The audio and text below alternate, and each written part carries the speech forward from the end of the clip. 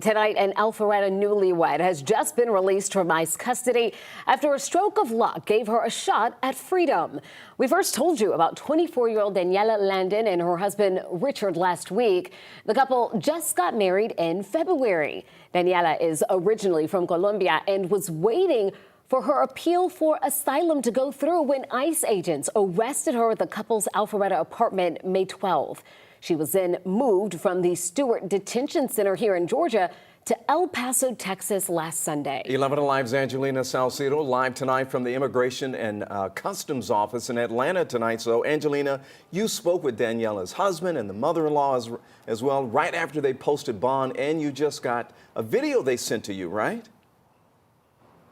Yeah, you know, they are just overwhelmed with emotion. We spoke to Richard and Daniela last week. They were both hopeful. They were both holding on to faith that they would get a rescheduled bond hearing in El Paso, and that eventually happened today. Today was the day that that hearing was going to happen. She was granted the bond, and she is finally free. I want you to take a look at that moment that we just got in from Richard. This is her being walked out of the detention center by Richard. There was another couple that was also walking out as well. It was a pretty emotional moment for Richard and Daniela as they walked out together, and it's a moment that they had been waiting for weeks. Daniela's release could be considered a miracle, you guys. $10,000 later, she's now free. There was a lot of anxiety throughout the entire morning. Miles away from home. It's kind of crazy about the whole process is that it's kind of just, oh, luck of the draw, like it's a lottery. Richard Landon and his mother sit 10 minutes from the Immigration Detention Center where his wife Daniela has been held for 10 days. Just after 11 this morning, I get a call from Dustin, and he's like, hey, so we were able to get her, we were able to grant her a bond. But it was $10,000 in cash they didn't have. There were some very kind people that were willing to help us out. It's a little bit higher than we hoped for.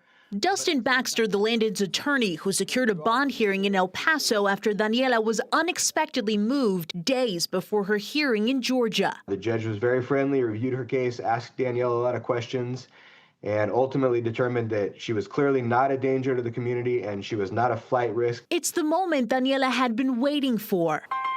Oh, it's my wife. Telling us over the phone last week she still had faith. ¿Tienes fe que vas a salir de ahí y vas a poder regresar a casa?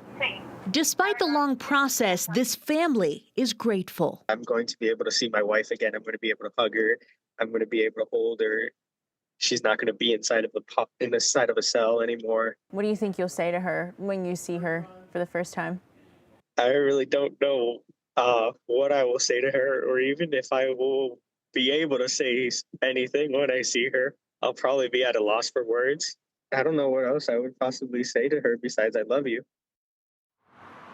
And he did get to tell her that he loves her. He told me that they are also taking her to dinner. They just got back to the hotel. They're making sure that she feels comfortable before they make the trek back to Georgia. They'll be doing that by car now moving forward. Now, it's important to note here that when it comes to a bond for immigration, this is different than a criminal bond where you can only pay a portion of it. Here you have to pay the entire bond, so the entire $10,000 had to be in cash. That will be held on until the removal proceedings are done. Once those removal proceedings are done, those $10,000 in cash will be given back to whoever paid the bond. We're live tonight in Atlanta. Angelina Salcido, 11 Alive News. All right, Angelina, thanks a lot. It has been a long journey for those two.